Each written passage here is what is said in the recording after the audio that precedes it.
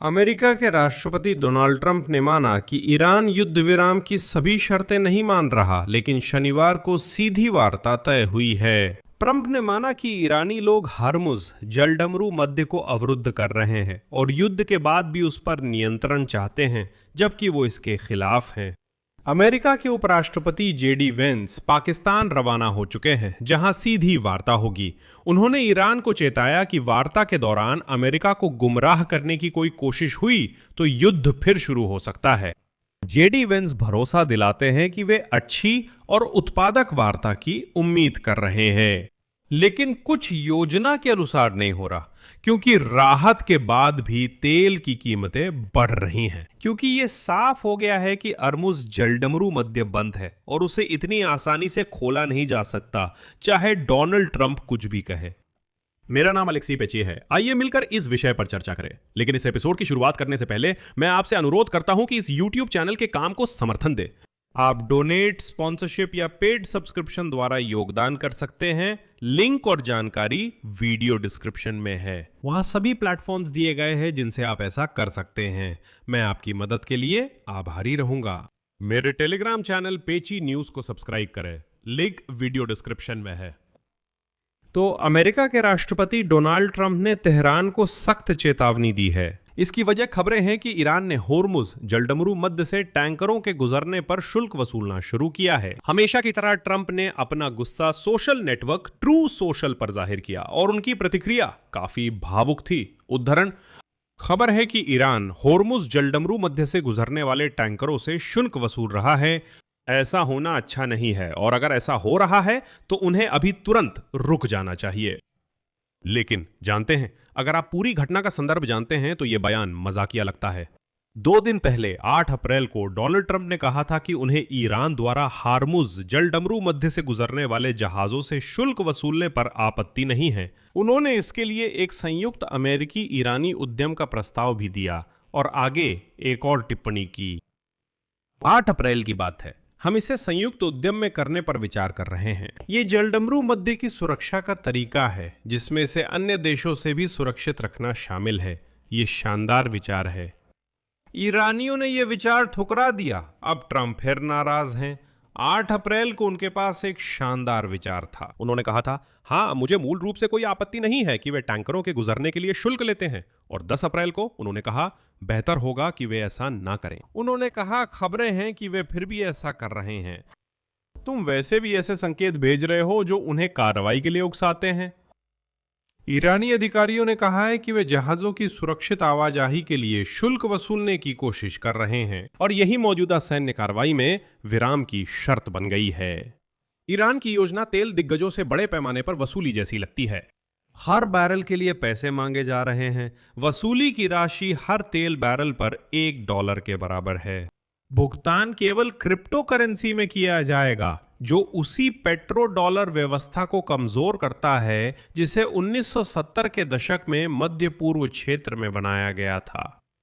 इसके अलावा वहां तेहरान में ईरान के सर्वोच्च नेता ने, खैर व्यक्तिगत रूप से नहीं, लिखित रूप में, फिर भी उन्होंने वादा किया कि देश युद्ध के बाद भी होर्मुज जलडमरू मध्य को नियंत्रित करेगा।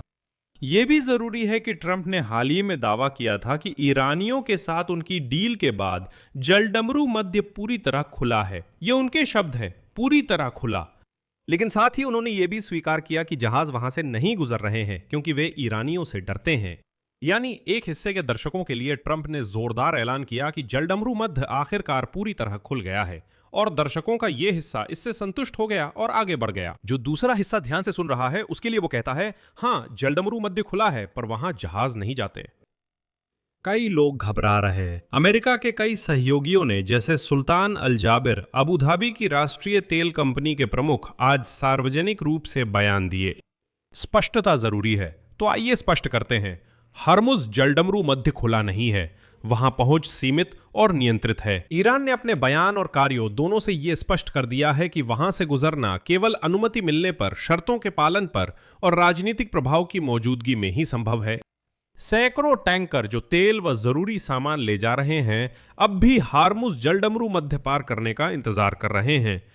उनके ऑपरेटर और कप्तान अब भी नहीं जानते कि बिना ईरान के इस्लामिक रेवोल्यूशनरी गार्ड कॉर्प्स के हमले के खतरे के कैसे आगे बढ़ें। और अब अंतर्राष्ट्रीय समुद्री संगठन के अनुसार लगभग 20,000 नाविक इस संकट के कारण वास्तव में पर्शियन खाड़ी में फंसे हुए हैं। हालांकि ट्रंप ने उन्हें सार्वजनिक रूप से पहले ही बता दिया था कि उन्होंने समझौता कर लिया है और जल डमरू मध्य खुला है।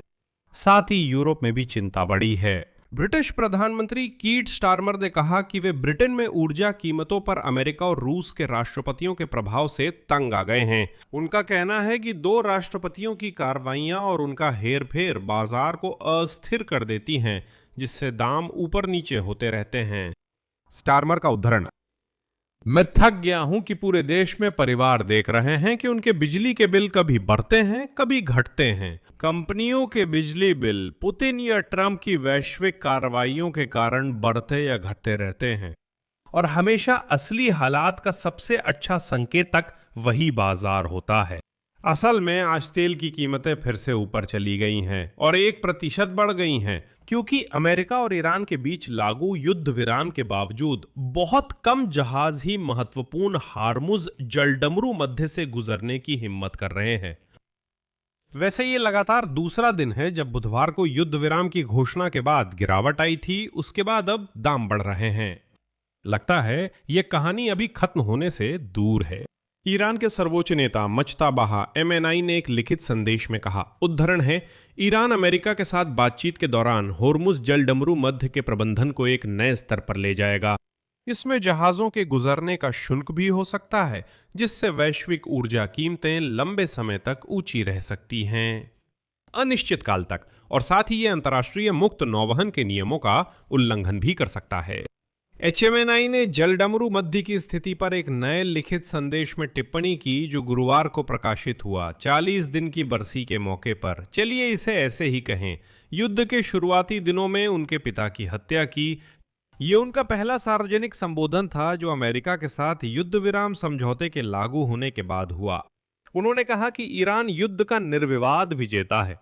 अंत में मैं HMNI का एक उद्धरण प्रस्तुत करूंगा। ईरान ने कभी युद्ध नहीं चाहा और अब भी नहीं चाहता, लेकिन उसने कहा कि वो अपने वैध अधिकारों का त्याग नहीं करेगा। हम निश्चित रूप से आक्रांताओं को छोड़ेंगे नहीं। हम पूरे नुकसान की भरपाई, शहीदों के खून की कीमत और घायलों को मुआवजा देने की मांग करेंगे।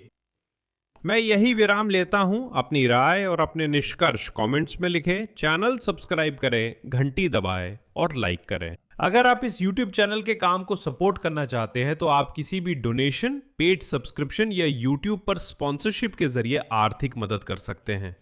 सभी लिंक और भुगतान विवरण इस वीडियो के डिस्क्रिप्शन में है। वहां लिखा है एलेक्से पेची चैनल को सपोर्ट करें। आप अपने लिए कोई भी सुविधाजनक तरीका चुन सकते हैं। आपकी किसी भी तरह की मदद के लिए मैं आभारी रहूंगा। बस यही था। अपना ध्यान रखें। अलविदा।